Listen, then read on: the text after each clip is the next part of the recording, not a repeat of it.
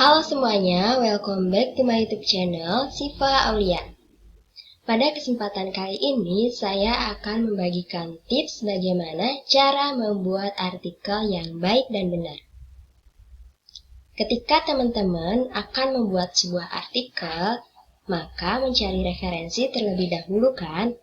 Nah, saat mencari referensi, kalian pasti mengambil beberapa kata atau kalimat untuk dimasukkan ke dalam artikel kalian.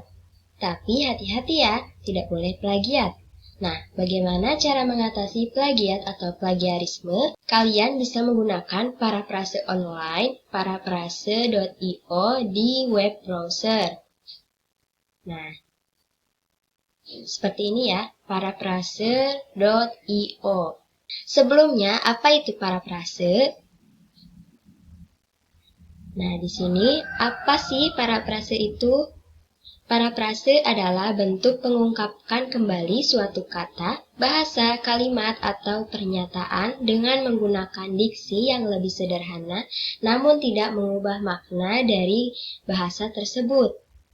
Nah, secara sederhana, paraphrase ini mengubah kata atau kalimat tanpa mengubah isi atau maknanya. Bisa kita coba ya. Oke, di sini kalian bisa kunjungi situsnya paraphrase.io. Lalu, cara menggunakannya kalian bisa upload file di sini. Nah, di sini juga ada pilihan bahasanya. Saya pilih Indonesia saja. Setelah itu, selain dengan upload file, kalian juga bisa langsung mengcopy paste kalimatnya di sini. Nah, di sini saya punya contoh artikel pencemaran tanah dalam sektor pertanian. Bisa kita lihat kata yang ingin diparafrase ya. Contohnya yang mana ya? Contohnya ini saja. Oke, bisa kita copy. Ini bisa kita pastekan di sini. Setelah itu, parafrase sekarang. Kita tunggu prosesnya. Nah, jadi berubah ya yang tadinya polusi pertanian merupakan pencemaran yang diakibatkan oleh produk sampingan yang berasal dari biotik ataupun abiotik dan bla bla bla. Sedangkan setelah diparafrase jadinya seperti ini. Pencemaran pertanian adalah pencemaran yang disebabkan oleh produk samping biotik atau abiotik dari praktik pertanian yang mempengaruhi lingkungan dan ekosistem di sekitarnya. Kalian juga bisa salin ya di sini. Jika ingin mengambil kata ini, bisa kalian copy di sini. Maka secara otomatis kata tersebut telah di-copy. Bisa kalian pastekan di Word dan lain sebagainya. Oke, jadi untuk paraphrase seperti itu ya. Lalu selain dengan menggunakan paraphrase.io ini, kita bisa menggunakan SEO magnifier. Nah, di sini. Ini juga merupakan situs paraphrase online ya, tetapi lebih detail kalau di SEO magnifier ini. Kalian bisa klik yang paraphrasing.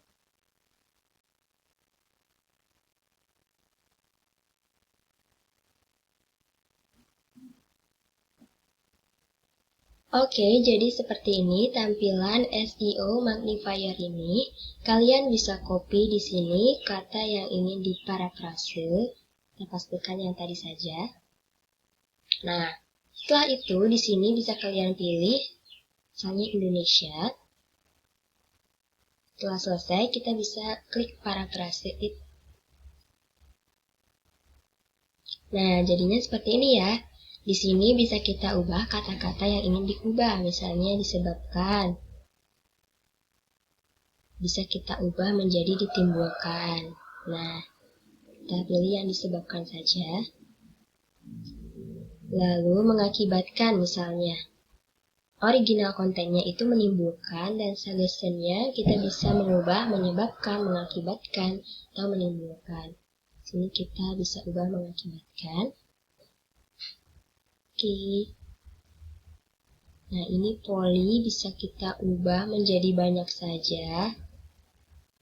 Nah, seperti itu. Nah, seperti itu cara untuk parafrase di SEO magnifier ini. Oke, setelah selesai, jika tidak ada yang ingin diubah, kita bisa klik finish. Nah, di sini ada download filenya dengan format txt, lalu bisa kita klik download jika ingin mendownload. Lalu di sini juga kita bisa cek for plagiarisme. Bisa kita coba.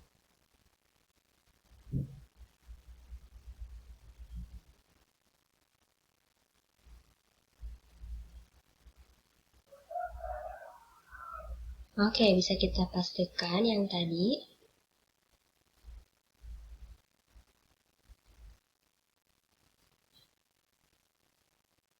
Nah, bisa kita cek plagiarisme. Nah, jadinya seperti ini ya. 10% komplit, 0% plagiarisme, dan 0% unik. Berarti kata yang tadi tidak plagiarisme atau tidak plagiat.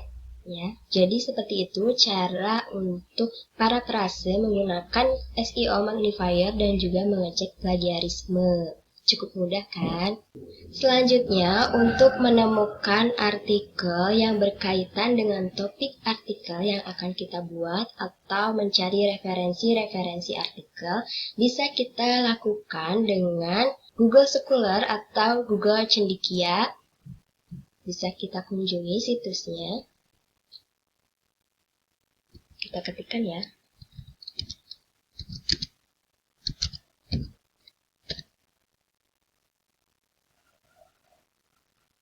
Oke, kita bisa klik Google Scholar. Nah, tampilannya seperti ini. Langsung kalian bisa lakukan pencarian terkait topik artikel yang akan kalian lihat referensinya. Misalnya di sini kalian akan membuat sebuah artikel literasi digital. Oke. Kita bisa langsung search. Nah, di sini muncul artikel-artikel yang berkaitan dengan literasi digital. Ya, ada gerakan literasi digital pada masa pandemi COVID-19, ada literasi digital mendidik anak di era digital bagi orang tua milenial. Nah, di sini ada waktunya ya, sejak 2022, sejak 2021, 2018, atau kita juga bisa mengubahnya sesuai keinginan, misalnya dari tahun 2015 sampai tahun 2020. Bisa kita telusuri. Maka secara otomatis artikel yang muncul adalah artikel yang mulai dari 2015 sampai tahun 2020. Untuk melihatnya atau ingin mendownload filenya, bisa kita klik pada judulnya, misalnya ini.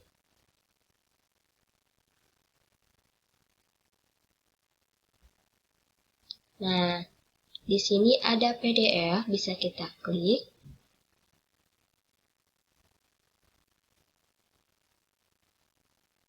Nah, ini bisa kita lihat-lihat dulu ya. Lalu, jika kita ingin mendownloadnya, bisa kita klik saja icon download di sini.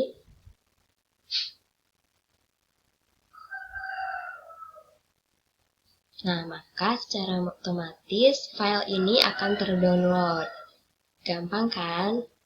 Jadi seperti itu cara mencari topik artikel yang berkaitan dengan artikel yang akan kita buat dengan menggunakan Google Scholar.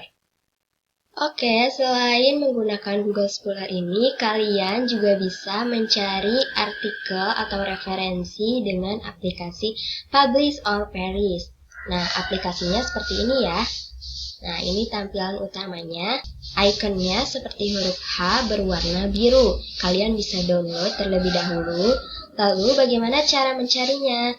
Nah, di sini di Publish or Perish ini mereka menyediakan beberapa platform, ada dari Crossref, Google Scholar, Scopus, dan lain sebagainya. Jika bintang 1, maka bisa digunakan secara gratis. Jika bintang 2, maka harus registrasi terlebih dahulu.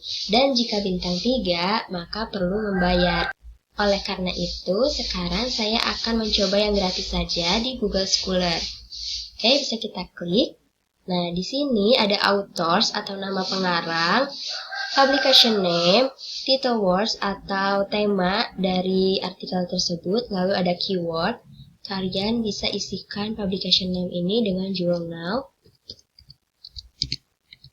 Lalu di title word ini misalnya, tadi kan literasi digital ya, berarti pengaruh misalnya. Atau literasi digital saja.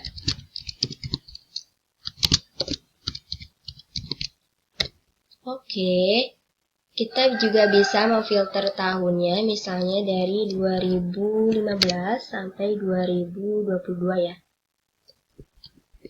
Oke, untuk keywordnya bisa kita kosongkan saja dan authors pengarangnya bisa kita kosongkan. Lalu di sini ada maximum number of result atau data yang akan ditampilkan itu minimalnya ada 10 dan maksimalnya itu ada 1000 data. Di sini saya ingin menampilkan data 100 aja. Lalu jika sudah, bisa kita klik search.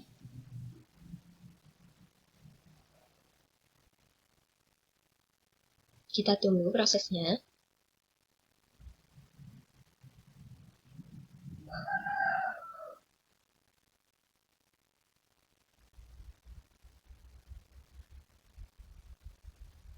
Oke, ini ya hasilnya. Banyak banget ternyata tentang artikel literasi digital. Jika kalian ingin mendownloadnya, kalian bisa klik pada titel ini atau pada judulnya, lalu kalian akan diarahkan ke websitenya dan seperti tadi ya, kalian mendownload bisa klik yang PDF-nya.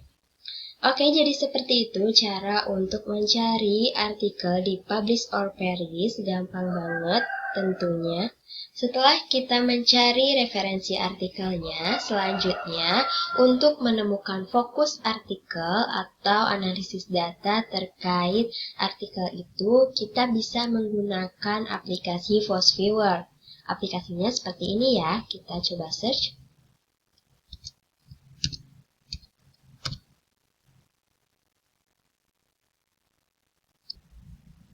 Nah, aplikasinya seperti ini, aplikasi FOSSViewer.exe. Kalian bisa download dan install terlebih dahulu. Oke, langsung saja kita ke cara penggunaannya. Nah, ini merupakan tampilan utama dari aplikasi FOSSViewer. Cara penggunaannya, kita bisa kembali ke Publish or Perish, lalu kita bisa simpan file-file artikel ini dalam bentuk kris. Caranya bisa kita Ctrl A, lalu kita pilih file. Di sini kita pilih yang Save Result as RIS atau Ref Manager, karena di aplikasi FOSSViewer nanti mereka hanya bisa membaca dalam bentuk RIS ya. Oke, bisa kita simpan. Oke, kasih nama literasi digital.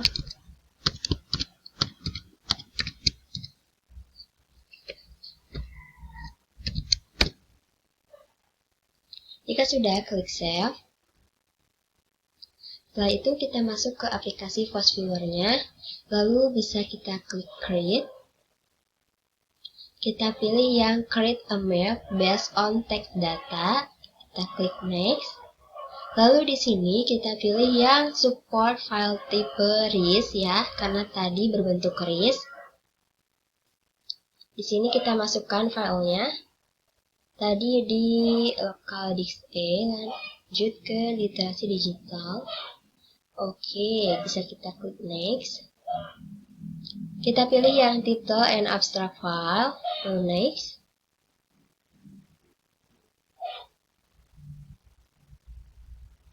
Kita tunggu prosesnya. Nah, di sini langsung saja klik Next, binary counting. Oke, di sini dikasih referensi oleh FOSSViewer-nya itu adalah 4, tapi di sini saya akan kurangkan menjadi 2 saja. Lalu klik Next. Nah, di sini juga saya kurangkan menjadi 15 saja. Number of term to be select-nya. Lalu Next. Oke, ini merupakan data-data yang akan menjadi fokus artikel. Kalian bisa nonaktifkan centang jika hal-hal tersebut tidak perlu ya.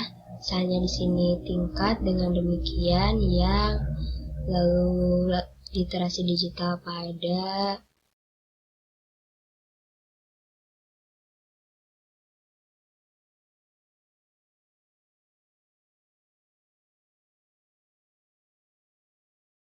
Oke, jika sudah, kita bisa klik finish. Nah, jadinya seperti ini ya. Di sini ada 3 fokus artikel, yaitu ada anak usia dini, digital literasi, dan pengaruh literasi digital. Untuk cara membacanya, kalian bisa klik literasi digital ini, maka secara otomatis literasi digital ini akan berkesinambungan dengan anak usia dini dan pengaruh literasi digital. Lalu jika kita klik yang pengaruh digital, maka ini akan berkesinambungan dengan digital literasi, sedangkan anak usia dini tidak berkesinambungan. Jadi seperti itu cara menemukan fokus artikel menggunakan aplikasi FostViewer. Selanjutnya, setelah kita memparafrase tadi, lalu mengecek plagiat, lalu mencari artikel atau referensi melalui Google Scholar, Publish or Perish, lalu menemukan fokus artikel menggunakan FostViewer, dan yang terakhir membuat daftar pustaka. Untuk membuat daftar pustaka otomatis, kalian bisa menggunakan aplikasi Mendeley Desktop ini ya. Di video sebelumnya, saya sudah menjelaskan bagaimana cara membuat daftar pustaka otomatis menggunakan Mendeley Desktop. Kalian bisa cek videonya, nanti linknya saya taruh di deskripsi. Oke, mungkin cukup sekian untuk video kali ini. Sampai jumpa di video selanjutnya.